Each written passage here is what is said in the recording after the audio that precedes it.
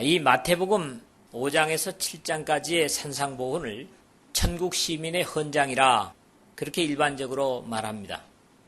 어떤 헌장이 어떠한 사실에 대해서 약속을 이행하기 위해서 정한 규범이라고 한다면 명목상의 약속이 되어서는 안 되고, 특히 하늘나라의 백성의 삶의 원칙이요 모습을 결정하는 것이라면 더욱더 그럴 것이라고 여겨집니다. 사람에게 진정한 복이 무엇인가를 지난번에 2시간에 걸쳐서 말씀을 했고요. 하늘 백성의 삶의 모습과 삶의 목적을 가르치신 주님의 교훈을 역시 생각을 했습니다. 그럼에도 불구하고 옛적의 선자들로 여러 모양과 여러 부분과 여러 모양으로 조상들에게 말씀하신 하나님이 주신 율법과 복음에 대한 관계의 적용을 주님을 따르는 천국 시민들에게 가르치시는 그런 내용까지 우리는 오늘 생각을 하고 있습니다. 당시의 유대 종교 지도자들이나 종교인들에게 전혀 파격적이고 그리고 획기적인 것처럼 보이는 주님의 가르침은 결코 구약 성경에서 자신의 백성들에게 주신 교훈들을 말살하기 위한 것이 아니라 오히려 완성하시기 위한 것임을 분명하고 단호하게 오늘 말씀에서 증거하고 계십니다. 사실 이 부분이 정확하게 정리되지 않는다면 이 복음 시대에 살면서 여전히 율법적인 삶을 살 수밖에 없고 삶의 생기를 잃어버리고 오로지 계율을 지키기 위한 힘겹고 어려운 종교 생활을 할 수밖에 없게 될 것입니다. 이 부분에서 주님께서는 율법을 무시하거나 폐해할 것이라고 말씀하실 것이라고 의심의 눈으로 바라보고 있는 바리새인들이나 서기관들이 그러한 오해를 잠재우시고 오히려 자신은 율법을 완성하러 오셨다고 선언하시면서 구체적으로 율법의 몇 부분들을 가르치시는 것을 보게 되고 다음 시간에 계속적으로 그런 부분들을 생각하게 될 것입니다. 사실 예수 그리스도는 때가 참에 하나님이 그 아들을 보내사 여자에게 나게 하시고 율법 아래에 나게 하신 것은 율법 아래에 있는 자들을 속량하시고 우리로 아들의 명분을 얻게 하려 하심이라 하는 갈라디아서 4장 4절에 5절에 바울의 가르침처럼 죄에 있는 사람들을 율법 속의 사람들이든지 율법 밖에 있는 이방이든지 모든 인류를 구원하시기 위해서 이 율법의 약속대로 율법 아래 나게 하시고 죄를 가진 보통 사람으로서는 지킬 수 없는 율법을 완벽하게 지키셔서 율법의 요구를 충족시키시고 흠없는 제물로 죽으셔서 완전한 제사를 드리셨습니다. 우리는 여기서 율법의 몇 부분을 정리하고 다음 말씀으로 진행할 필요가 있다고 여겨집니다. 율법의 역할을 바울은 로마서에서 우리가 알거니와 무릇 율법이 말하는 바는 율법 아래에 있는 자들에게 말하는 것이니 이는 모든 입을 막고 온 세상으로 하나님의 심판 아래 있게 하려 하심이니라. 그러므로 율법의 행위로 그의 앞에 의롭다 하심을 얻을 육체가 없나니 율법으로는 죄를 깨달음이니라. 자, 이렇게 율법은 결국 죄를 깨닫게 하기 위해서 주신 것이고 또 율법은 율법 아래에 있는 자들에게 주어진 것이다. 이런 한정을 분명히 선언하고 있는 것을 봅니다. 율법은 인간으로 하여금 죄인이라는 사실을 깨닫게 해서 그리스도의 대속의 은혜로 돌아오게 하는 몽학선생 역할을 할 뿐이라는 것이죠. 그런가 하면 히브리서 기자는 율법은 장차 오는 좋은 일의 그림자요 참 형상이 아니므로 해마다 늘 드리는 바 같은 제사로 나오는 자들을 언제든지 온전케 할 수 없느니라. 히브리서 10장 1절에 그렇게 말씀을 합니다.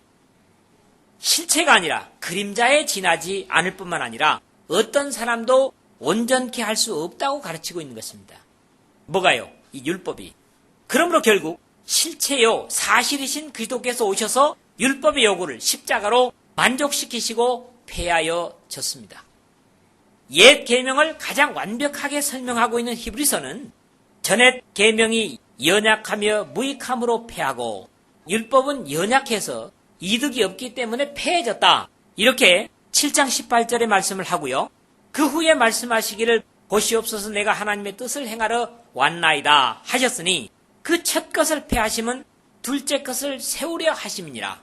처음의 것을 폐하시는 것은 둘째 것을 세우기 위함이라고 히브리서 10장 9절에 다시 분명히 율법의 불완전성을 말씀해주고 있는 것을 읽게 됩니다.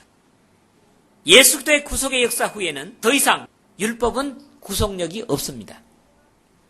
범법함이 없다면 형벌 조항이 존재할 필요가 없으므로 적어도 그리스도 안에 있는 자들에게는 율법 자체가 의미가 없습니다.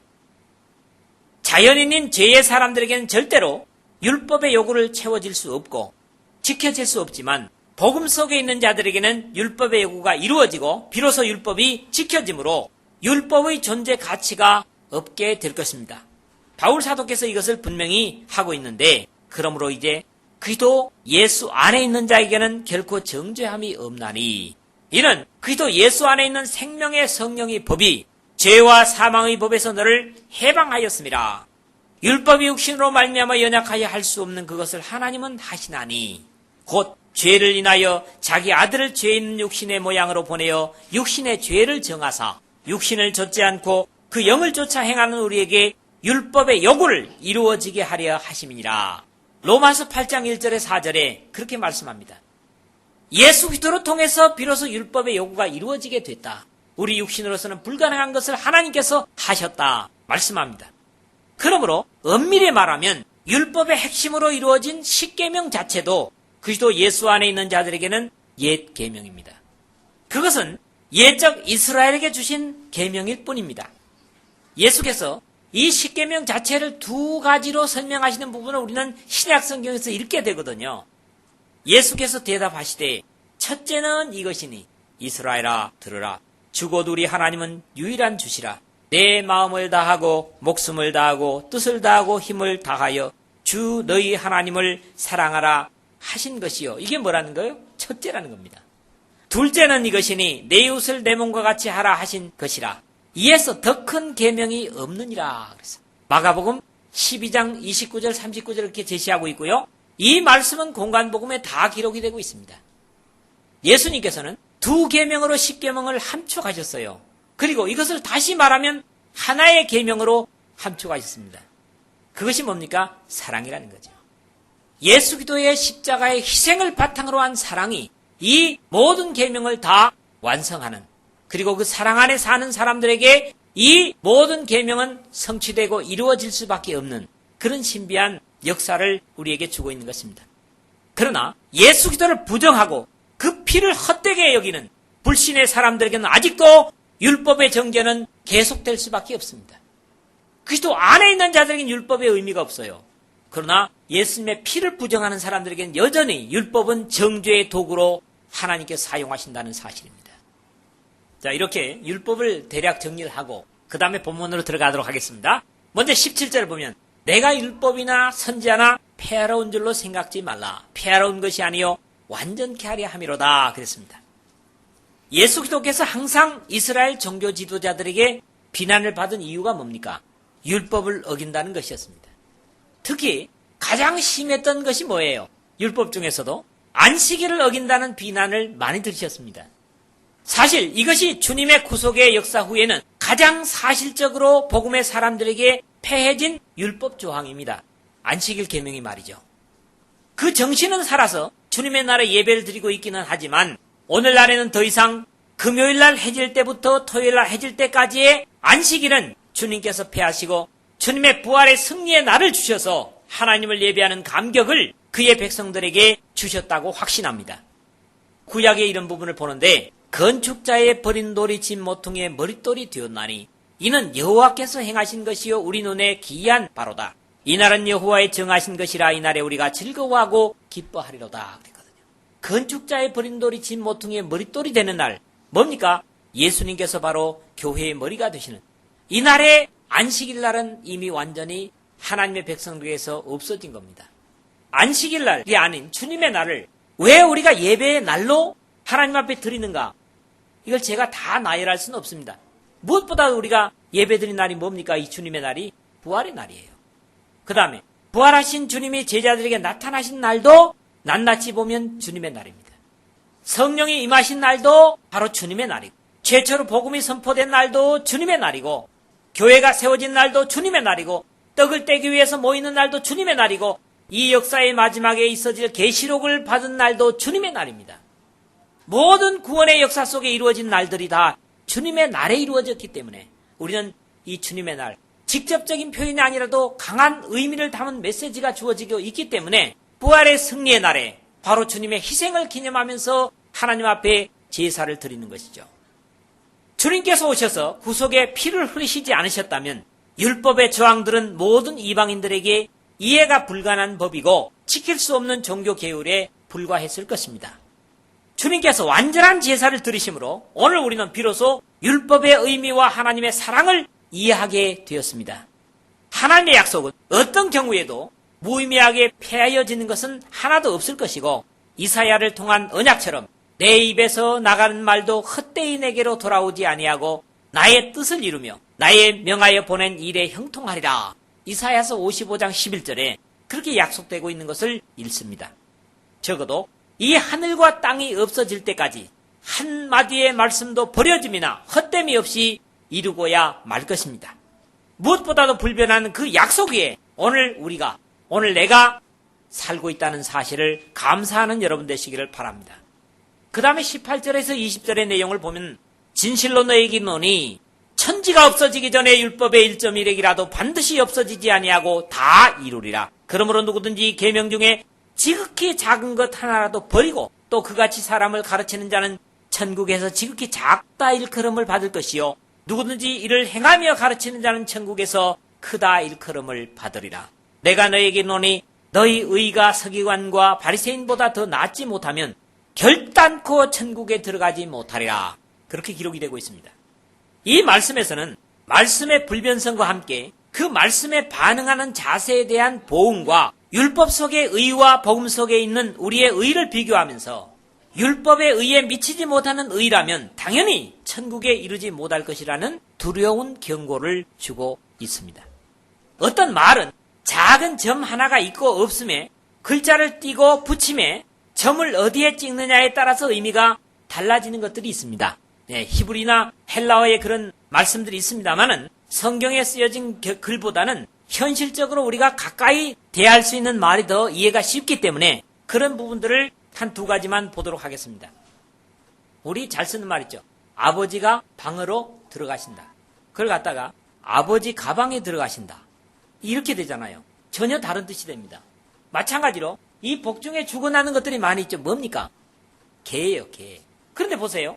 개의 견자를 보면요. 큰 대자에다가 오른쪽 어깨에다가 점을 집으면 개 견자가 돼요. 요즘 경공이 죽어난대요. 그러나 이 점을 갖다가 아래에다가 큰 대자 아래에다가 찍으면 어떻게 돼요? 클태, 콩태 이렇게 된다고. 그 다음에 점을 없애버리면 어떻게 돼요? 큰 대가 됩니다. 이 점 하나에 따라서 의미가 전혀 달라지는 걸 우리가 보는 겁니다.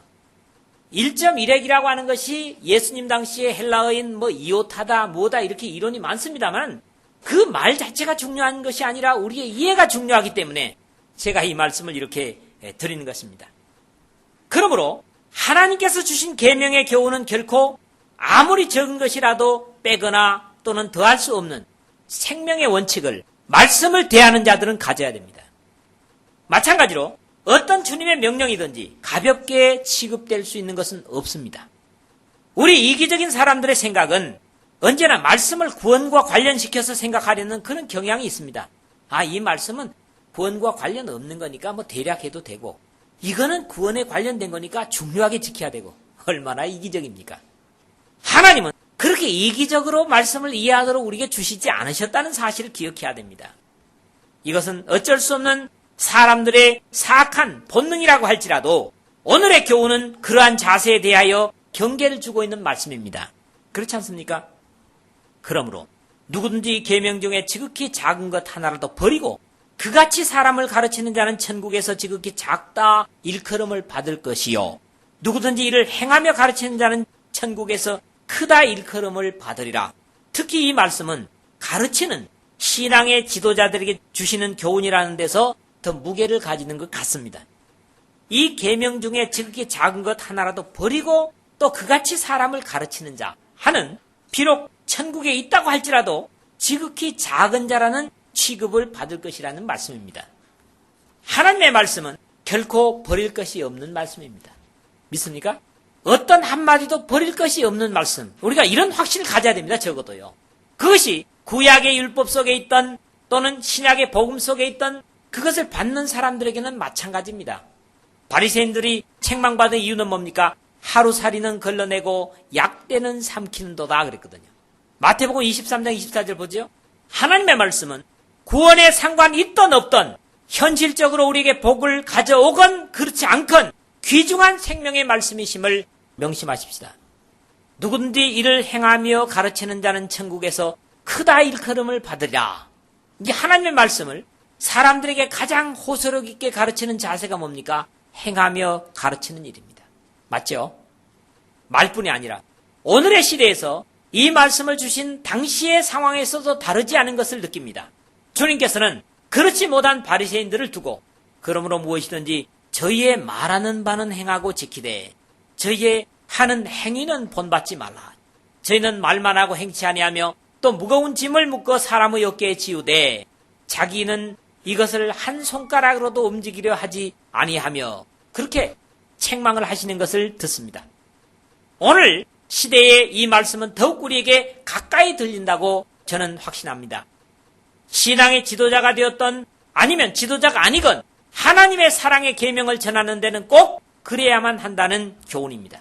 많은 구원받은 사람들의 간증을 보면 그렇잖아요. 그 사람은 뭔가 다른 사람에게 다르게 살더라는 거죠. 저 사람은 보통 사람들과 다르게 산다. 그리고 그 사람은 늘 기도하는 것을 내가 봤다. 어려울 때 엎드리는 것을 봤다. 그래서 내가 이 사람을 따라서 교회를 오게 됐고 예수 그리스도를 만나게 됐다. 이런 경험들을 많이 있거든요. 그러므로 전도에 가장 호소력 있는 건 뭡니까? 말이 아니라 행함으로 가르치는 것. 그것이 바로 호소력 있는 전도가 된다. 그런 말씀 우리가 역시 보게 되는 것입니다. 참으로 하나님의 나라에서 크고자 한다면 말씀을 행하는 자가 되어야만 합니다. 아무리 이 세상에서 큰 척하고 거듭을 피운다고 해도 주님의 말씀을 지키지 않으면 천국에서 낮춤을 면치 못할 것입니다. 그 다음에 금방 읽었던 말씀의 말미에는 율법 속에 사는 사람보다 의롭지 못하다면 결단코 천국에 들어갈 수 없다는 두려운 경계가 연이어지고 있는 것을 읽게 되죠. 내가 너에게 있노니 너희 의가 서기관과 바리새인보다 낫지 못하면 결단코 천국에 들어가지 못하리라. 이 말씀 뭡니까?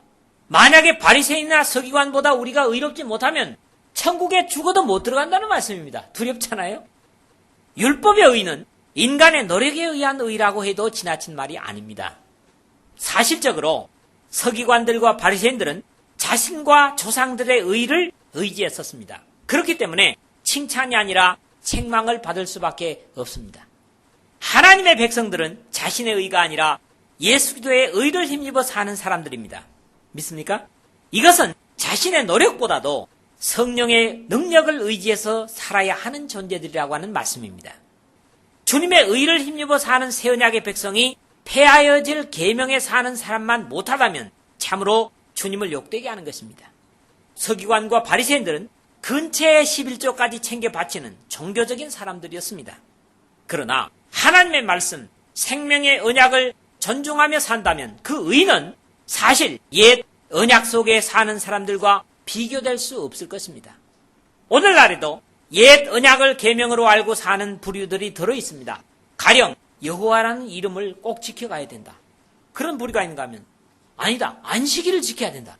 또 요즘 한창 선전하는 사람들이 뭐예요? 유월절을 지켜야 되는지 유월절을. 그렇게 아주 광고를 하고 선전하고 다니는 사람들이 많죠. 그러나 바른 진리를 가지고 산다는 우리가 이런 사람들보다 못하다면 복음의 능력을, 기도의 십자가의 능력을 욕되게 하는 것이 되고 그런 모습으로 주님 앞에 수치스러울 수밖에 없을 것이라는 말씀이죠. 주님의 은혜의 성령을 의지하면서 말씀을 쫓아 사는 사람이라면 이런 공포를 가지지 않아도 될 것입니다. 그렇잖아요? 서기관과 바리새인의 의, 그보다도 우리의 의는 예수님의 십자가의 의이기 때문에 비교될 수 없는 의입니다. 그러므로 사실 이 예수님의 경계는 하나님의 말씀을 의지하고 살고 내 의보다는 성령의 능력을 의지하고 사는 사람들에게는 공포의 대상이 되지 않는다는 말씀입니다. 믿습니까? 그래서 우리는 안심할 수가 있는 거죠. 그 다음에 21절에서 22절을 보면 옛 계명과 새 계명의 차이를 이 말씀부터 이제 예수님께서 계속해서 풀어가시는 것을 지속적으로 생각하게 됩니다. 옛사람에게 말한 바 살인치 말라. 누구든지 살인하면 심판을 받게 되리라 하였다는 것을 너희가 들었으나 나는 너희에게 이르노니 형제에게 노하는 자마다 심판을 받게 되고 형제를 대하여 나가라 하는 자는 공회에 잡히게 되고 미련한 놈이라 하는 자는 지옥불에 들어가게 되리라. 이 말씀이 그렇게 연결이 되고 있습니다. 여러분, 형제에게 미워했던 사람들 조금 섬뜩하죠? 욕했던 사람들은 좀 겁이 나죠? 그런 경계를 받아야 됩니다. 드디어 옛 계명과 새 언약이 비교되어지고 있습니다. 살인하지 말지니라 하는 제6계명과 복음 속에서 삶을 비교하고 역시 옛 언약 속에 선언된 심판은 그렇지 못한 사람들에게도 더 무섭게 경고되고 있는 것을 읽습니다. 이런 입장에서 옛 계명보다 새 계명은 강화되었다고 말할 수 있습니다. 옛 계명은 결과를 심판하지만 새 계명은 죄의 근원부터 정죄를 하고 있습니다. 그렇죠? 요한 사도는 이것을 더 강력하게 경고하는데 요한일서 3장 15절입니다. 그 형제를 미워하는 자마다 무엇하는 자니? 살인하는 자니. 살인하는 자마다 영생의 그 속에 거하지 아니하는 것을 너희가 아는 바라 그랬다고요. 자, 얼마나 무섭습니까? 형제를 미워하는 것은 그 형제를 죽이는 거래요.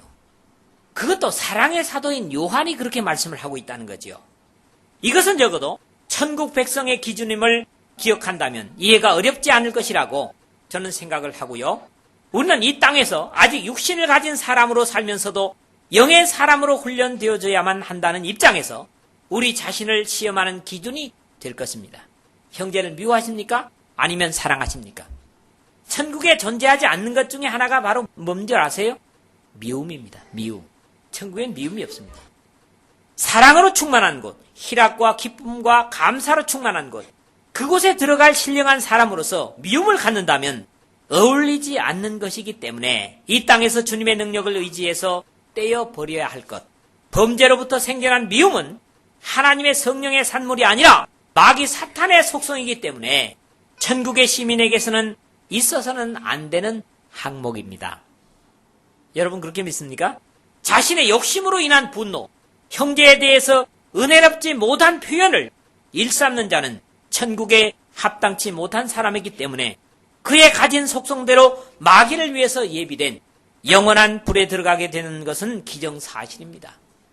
우리의 선이나 의가 천국의 조건이 아닐지라도 천국 백성에게는 하나님의 자녀다운 모습이 드러나는 것은 자연스러운 모습이라고 지난 시간에도 제가 말씀을 드린 것 같습니다.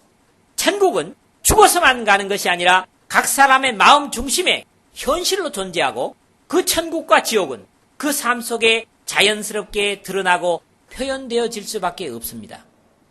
그래서 그의 행위로 그가 어디에 속해 있는가를 우리가 판단할 수 있다는 말씀입니다. 자, 마지막으로 23절에서 26절의 말씀을 보겠습니다. 그러므로 예물을 제단에 드리다가 거기서 내 형제에게 원망 들을 만한 일이 있는 줄 생각나거든 예물을 제단 앞에 두고 먼저 가서 형제와 화목하고 그 후에 와서 예물을 드리라. 너를 송사하는 자와 함께 길에 있을 때에 급히 사와하라. 그 송사하는 자가 너를 재판관에게 내어주고 재판관이 관예에게 내어주어 옥에 가둘까 염려하라. 진실로 내게 이르노니 내가 홀이라도 남김이 없이 다 갚기 전에는 결단코 거기서 나오지 못하리라. 그랬어요. 자, 오늘 본문의 마지막은 하나님을 향한 제사와 형제와의 관계가 별개가 아닌 다른 것이 아님을 증거하는 말씀입니다. 우리나 옛날 이스라엘 사람들 모두가 다 하나님께 드리는 제사나 예배를 대단히 귀중하게 다루는데 주님은 그것에 앞서야 되는 것이 이 지상에서도 형제와의 화평임을 가르치십니다. 좀 의외지 않습니까? 단적으로 말해서 형제와 불화한 가운데 드려지는 예배나 제사나 제물 모두는 주님께서 받지 않으시겠다는 두려운 말씀입니다. 우리는 대개 어떤 경우에도 예배를 드려야 된다고 생각을 합니다. 옛 계명을 비교하는 교훈 속에서 역시 미움으로 드리는 가인의 제사와 믿음으로 드리는 아벨의 제사를 상징적으로 생각나게 합니다. 하나님과 화평을 가진 사람은 이 땅의 형제 자매들과도 당연히 화평을 이루어야 함을 이 교훈은 가르치고 있습니다. 바꾸어서 말하면 형제와 불화한 사람은 아직도 하나님과도 평화를 누리지 못함을 이해하게 된다고 하는 사실입니다. 하나님과 수직적인 올바른 관계는 반드시 옆으로 수평적인 관계를 이루게 되어 있다는 평범한 진리를 더 깊은 의미로 우리에게 가르쳐주고 계시는 것입니다. 형제의 원망 소리가 들리고 있다면 그것은 하나님의 책망 소리라는 사실을 기억하고 주님의 십자가의 피로 이루신 화평을 옆으로 형제와 더불어 나눌 수 있는 여러분 되시기를 주의 이름으로 축원을 드립니다. 다음으로 연결되어지는 송사의 문제도 사랑의 법에 의해 사는 천국 백성에게 합당치 않다고 가르치십니다. 언제나 법으로 쉽게 가려 하는 사람들은 의로운 사람들이 아닙니다. 나 고발하겠다. 법에 가서 보자. 이런 사람들은 되게 선한 사람들이 아니에요. 그렇지 않던가요, 여러분? 경험해 보면 제가 보기에는 분명히 그런 것 같아요. 법으로 가고자 하는 사람, 이 사람은 분명히 자기 자신의 문제가 있는 사람이라고 볼 수 있습니다. 바울은 디모데에게 알 것은 이것이니 법은 옳은 사람을 위하여 세운 것이 아니요 오직 불법한 자와 복종치 아니하는 자며 경건치 아니한 자와 죄인이며 거룩하지 아니한 자와 망령된 자며 아비를 치는 자와 어미를 치는 자며 살인하는 자며 음행하는 자며 남색하는 자며 사람을 탈취하는 자며 거짓말하는 자며 거짓 맹세하는 자와 기타 바른 교훈을 거스리는 자를 위함이니. 디모데전서 1장 9절에서 10절에 그렇게 말씀을 함으로써 법은 의의 사람들에게는 의미가 없음을 가르칩니다. 여러분, 법이 여러분에게는 소용없는 정도로 하나님의 의로운 백성들이 되시기를 바랍니다. 가능한 한 법정에 가기 전에 화해하는 것은 모든 면에서 분명히 이득이 됩니다. 그러기 전에 화해를 하고 없던 것으로 하는 것이 더 복이 있다는 거죠. 그러므로 주님이 이 가르침과 당부는 대단히 중요한 현실적인 교훈이기도 하다고 저는 믿습니다. 오늘 우리에게 주시는 주님의 교훈은 역시 바울 사도의 로마서 13장 8절에서 10절의 말씀으로 정리가 될 것 같습니다. 피차 사랑의 빛 외에는 아무에게든지 아무 빛도 지지 말라. 남을 사랑하는 자는 율법을 다 이루었느니라. 간음하지 말라, 살인하지 말라, 도적질하지 말라, 탐내지 말라 한 것과 그 외에 다른 계명이 있을지라도 내 이웃을 내 자신과 같이 사랑하라 하신 그 말씀 가운데 다 들었느니라. 사랑은 이웃에게 악을 행치 아니하나니 그러므로 사랑은 율법의 완성이니라. 이 바울 사도는 이렇게 이 말씀을 정리를 하는 거죠. 사랑의 결정이신 주님께서 이 세상에 오신 것 자체가 인간을 구원하시고자 하시는 하나님의 사랑의 의지에서 자신들의 죄를 깨닫고 하나님께로 돌아오도록 하기 위해서 주신 율법을 채우시기 위한 하나님의 영원전부터 계획이셨고, 그렇기 때문에 율법은 1.1획도 필요치 않은 것이 없고 다만 복음으로만 채워지며 완성된 복음만이 그 율법을 지킬 수 있게 하고, 사람과 하나님 사이는 물론이고 사람과 사람, 즉 형제와의 관계에 비로소 화평이 가능하게 되는데, 이러한 사랑의 법 원리를 이해하지 못한다면 천국 백성이라고 할 수 없고 천국에 들어가는 것도 기대할 수 없다는 강한 경계이면서, 그럼에도 불구하고 우리가 이 하나님 나라의 백성이라는 사실에 신비와 감사를 가질 수밖에 없습니다. 사랑의 법, 성령을 의지하여 완성된 복음 속에 사는 여러분 모두에게 성령의 역사로 날마다 율법의 요구가 채워져 그러한 천국 백성의 모습으로 인해서 하나님께서 날마다 여러분들 통해서 구원받는 사람을 더하시는 은혜의 역사가 우리 교회에 그리고 여러분의 삶에 함께 하시기를 주님의 이름으로 부탁을 드립니다.